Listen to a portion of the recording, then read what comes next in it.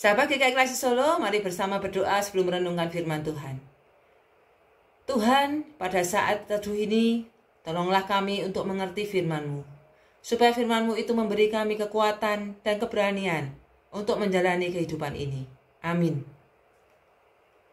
Firman Tuhan akan kita baca dari kitab 1 Samuel pasal 13 ayat 4-15. Adapun orang Filistin telah berkumpul untuk berperang melawan orang Israel. Dengan 3.000 kereta, 6.000 orang pasukan berkuda dan pasukan berjalan kaki sebanyak pasir di tepi laut. Mereka bergerak maju dan berkemah di Mikmas di sebelah timur Bet Awen.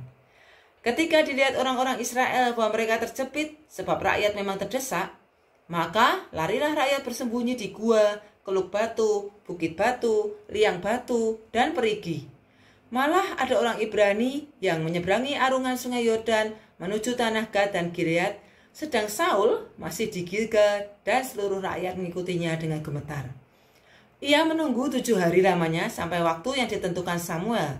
Tetapi ketika Samuel tidak datang ke Gilgal, mulailah rakyat itu berserak-serak meninggalkan dia. Sebab itu Saul berkata, "Bawalah kepadaku korban bakaran dan korban keselamatan itu." Lalu ia mempersembahkan korban bakaran. Baru saja ia habis mempersembahkan korban bakaran, maka tampaklah Samuel datang. Saul pergi menyongsongnya untuk memberi salam kepadanya. Tetapi kata Samuel, "Apa yang telah kau perbuat?"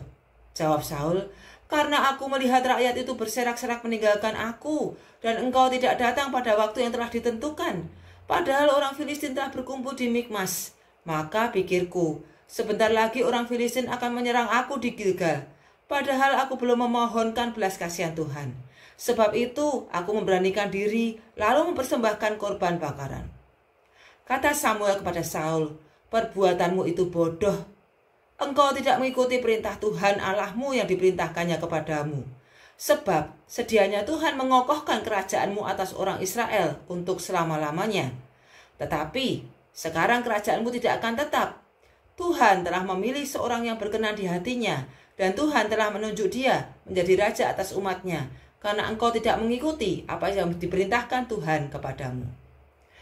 Sahabat GKI Klasik Solo, seringkali dalam hidup ini kita merasa terdesak oleh keadaan dan tergoda untuk mengambil tindakan yang seharusnya tidak kita lakukan.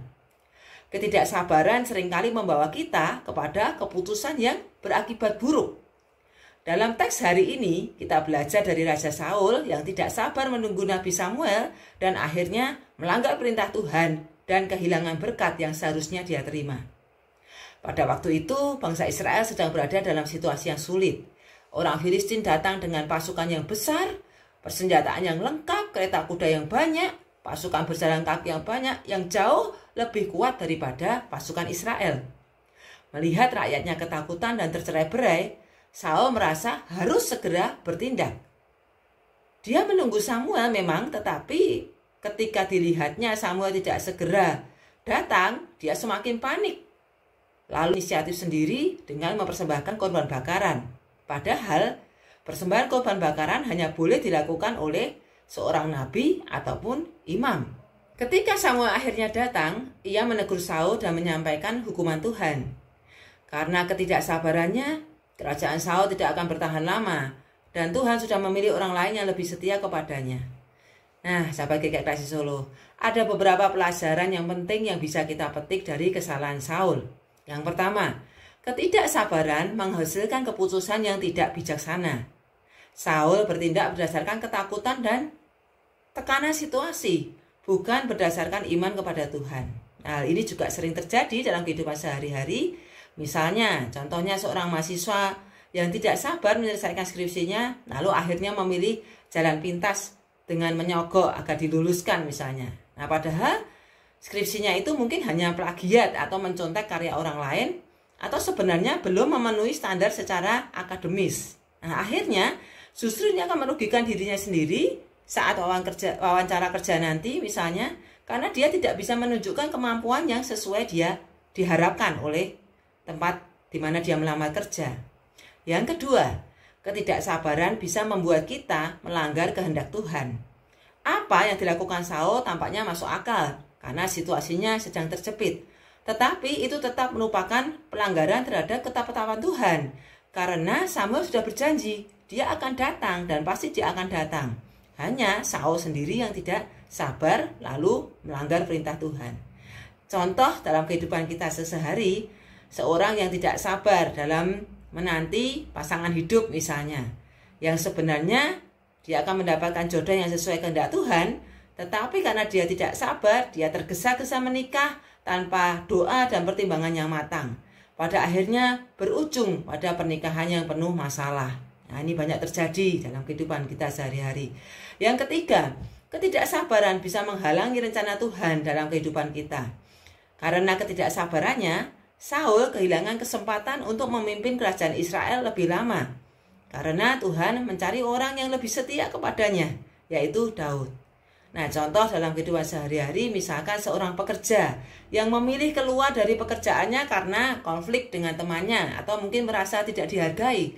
Padahal sebentar lagi sebenarnya atasannya akan memberikan kenaikan jabatan. Wah, tapi karena dia sudah terburu-buru keluar, dia tidak mendapatkan kenaikan jabatan itu. Ketika dia tahu, dia menjadi kecewa. Tetapi semuanya sudah terlanjur.